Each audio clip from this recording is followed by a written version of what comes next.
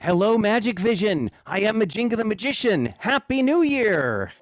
Happy New Year! Thank you so much for being here, each and every one of you, spending your valuable time with us this evening. How is everybody doing so far in 2022? Well, Excellent! You know, time is a very strange thing. It moves in different directions.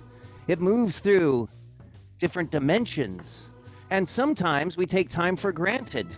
For instance, my first real comprehension of time was when in second grade, I received this pocket watch from a young lady for Valentine's Day. It was quite an amazing gift to receive. All I gave her was a little card. I don't even know her name or who she is or where she is right now. But I've been keeping this watch the entire time since I was 7 years old. True story. Time is illusory. It is sweet, isn't it? Yeah. It's not a constant. It can come and go. Just like magic. Nothing up the sleeve. It's all a matter of perspective. Whoa.